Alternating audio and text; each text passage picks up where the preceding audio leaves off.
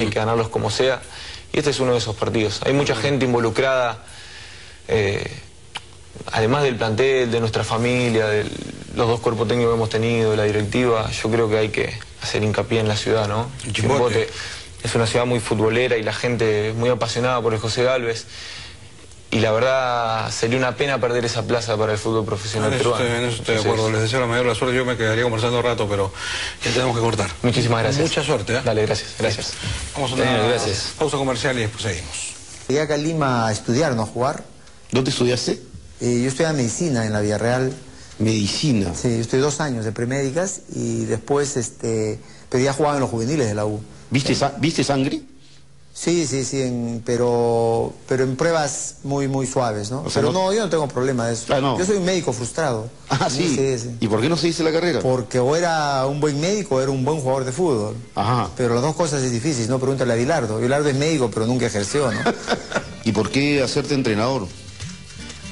Porque sentí esa vocación. Ya había inclusive dirigido en Bélgica. En Bélgica yo fui jugador, entrenador, 3 fechas. ¿Ah, sí? ¿Y eso por qué? Porque yo estaba suspendido y salió el técnico de mi equipo, me Subaré. O sea, lo separaron de la institución. Lo separaron. Y como había una para de invierno, de las vacaciones de invierno, faltaban 3 fechas, me dijeron que digamos, por el peso que tenía dentro del plantel, que yo tome ¿Ah, sí? Sí. Y cuando jugamos esas 3 fechas, me pidieron que me quede como jugador y entrenador. Ya. Y yo les dije si todavía querían que sea jugador. Y por supuesto, entonces no voy a ser entrenador. Contraten un entrenador, claro. Pero eso de jugador-entrenador en primera división no va conmigo. ¿Y cómo te fue en esas 3 fechas? Ganamos, empatamos y perdimos. El equipo venía muy mal. Por eso salió el técnico. Jorge Nicolini después de ese interinato me dice si me quedaba un tiempo más. Ya. Yo le dije, mira, mi trabajo es en menores. Si tú quieres que yo me quede con el primer equipo, vamos a hacer un contrato. Faltaba medio año para que termine el año, de año y medio. Claro. Porque no puedo estar acá y allá. Ajá. Y la directiva... ¿Aceptó? Aceptó y me contrataron año y medio. Y ahí fue mi primer campeonato nacional. Claro, llegas y ganas el campeonato. Ganamos el regional metropolitano. En esa época primero había regional metropolitano. Y a fin de año ganamos el campeonato nacional, le ganamos a Alianza. ¿A quiénes dirigías, recuerdas? Sí, al Flaco Carranza, a Lucho Reina, a Caballito Chirinos, Tabaraujo, Rey Muñoz. Muchos de los que habían jugado contigo también. Todos, por lógico, el año anterior yo había dejado de jugar.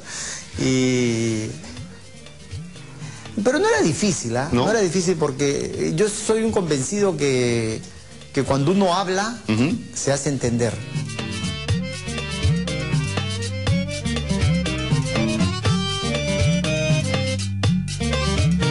¿Tú usas una palabra para dirigirte a tus jugadores? ¿Cómo era ¿cómo les decías? Como... Mis niños. Mis niños. Mis niños. Pero sí, hasta ahora, Liga de Quito también. Mis niños. Niños, les decía. Ya pues, cuando se hacen los tontos, o hacen tonterías, niños, que ellos entiendan, de repente los hacía volver a la realidad de adultos, ¿no? ¿Y algunos no se ofendían con mis niños? No. Nadie. El que se ofendía se iba, porque no le decía nada del otro mundo. No. Se iban a ofender. Siempre tenías esos líos con los árbitros, ¿no? Que acababa una fecha... Sobre todo cuando era más joven, Cuando era más joven, sí, seguro. Lo que pasa es que el técnico joven, y lo ves ahora inclusive en técnicos jóvenes, cuando pierdes, le echas la culpa a... piensas que tú eres el que tienes la sabiduría para todo, y no te das cuenta que la sabiduría recién te va a venir después. Entonces, ¿a quién le echa la culpa? Al que tienes más cerca. A lo exógeno. ¿Quién? El árbitro. Claro, porque... Ahora, hay arbitrajes pues, que sí te hacen molestar, pero creo que son cosas exageradas que a uno le pasa como... Ahora, cuando ya maduré, he tenido encontrones, pero creo que ahí sí con razón. Ya me daba cuenta que ahí no era reacciones de juventud, sino reacciones con una cierta razón, ¿no? O sea, no era terquedad la tuya. No, ahí ya no. Nunca fuiste terco, como dijo cierta prensa que empezó a acusar... Pero es que eso del Cholo terco lo hice, ese fue un apodo que me lo puse yo. ¿Ah, sí? Claro, pues. Yo creo que el técnico tiene que tener unas convicciones muy fuertes. Y eso hace que algunos piensen que es terco, ¿no? Pero sí, el técnico, que no tenga convicciones, va a cambiar siempre de opinión. ¿Pero fue una conferencia que te llamaste así? Yo llegué de viaje de jugar no sé dónde. Y en esa época el titular del equipo era Flavio. El titular, goleador y todo lo demás. Claro. Y como siempre un sector de la prensa quería que juegue Vica. Ajá. Y yo dije en ese paso no fue en una conferencia, creo que fue saliendo del aeropuerto. Bueno, el titular es Flavio, dije, y no voy a cambiar porque soy cholo y soy terco, así que no me jodan. Listo, se acabó, ya se quedé con el cholo terco. Si mis nietos me dicen cholo terco, así que también no me molesta para nada, un apodo que me gusta. Esa cuestión colectiva también tiene que ver desde el momento en que se practica, desde el momento en que se concentra, y entonces las inconductas tienen que ver con un comportamiento egoísta. Que definitivamente, ahí has acertado tú. Hay mucho de egoísmo en estas inconductas que vemos en el fútbol, muchas. Casi todo radica en eso. Por eso es que, a ver, ¿qué pasa?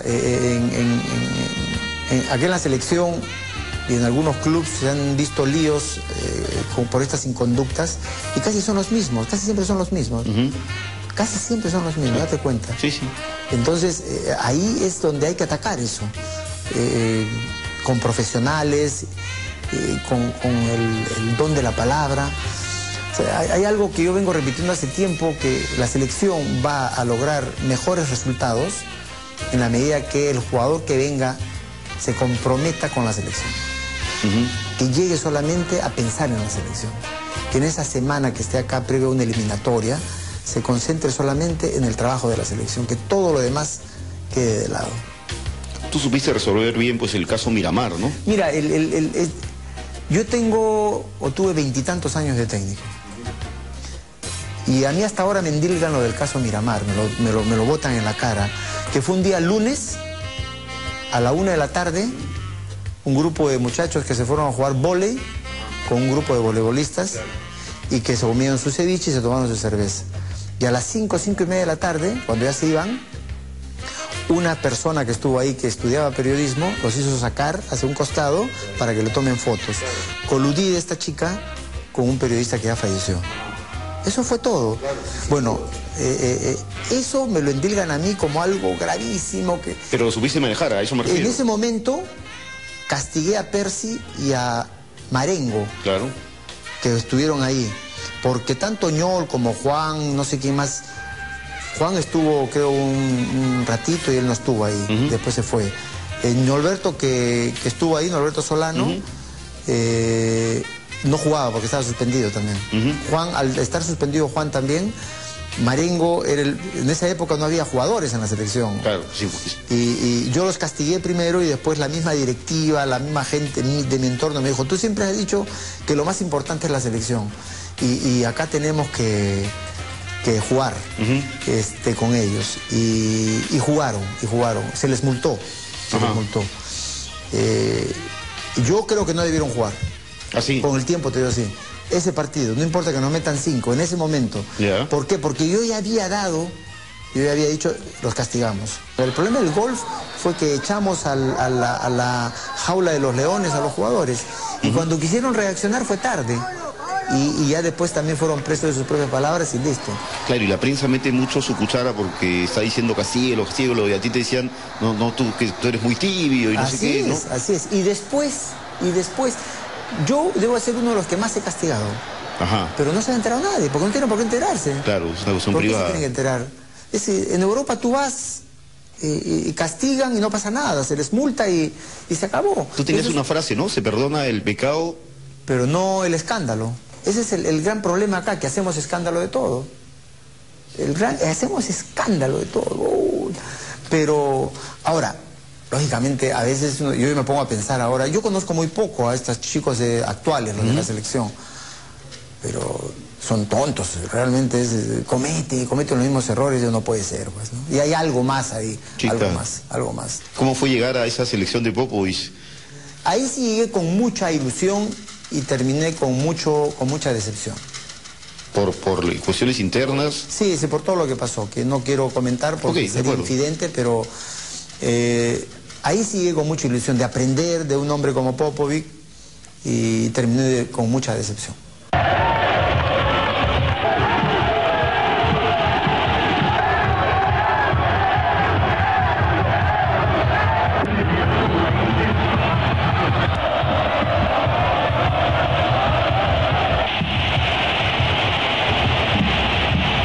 Esa silbatina del himno nacional allá estaba preparada, todo. Eso después me lo dijo un jugador chileno, que me encontré con él en México. Él me dijo que eso lo preparó el Ministerio del Interior en esa época de Chile. Pero tontos no son. Yo realmente, a mí un querido amigo mío me lo dijo, Jorge Salazar. Claro. Los chilenos se van a quedar tranquilos, el chileno trabaja así, no pasa nada, no pasa nada. Pero eso, jugamos mal los primeros 25 o 30 minutos y ahí ellos aprovecharon. Pero era evidente que, claro, el jugador estaba... Fue un trabajo muy profesional de ellos, muy profesional. No supimos reaccionar. Yo tampoco supe reaccionar en ese momento. Después ya me di cuenta. Y ya cuando quisimos remontar fue tarde. Claro. ¿Cómo fue, Juan Carlos, para ti pelear o evitar descender con Cristal? Esa fue una experiencia quizá de las más duras que tuve. Sí. Mira, cuando me llaman para regresar al club y para salvar al club del descenso, porque esa era la verdad, estábamos en una situación bien dura. Sí. Que viene también esa parte del... Yo en 2 semanas arreglo esto.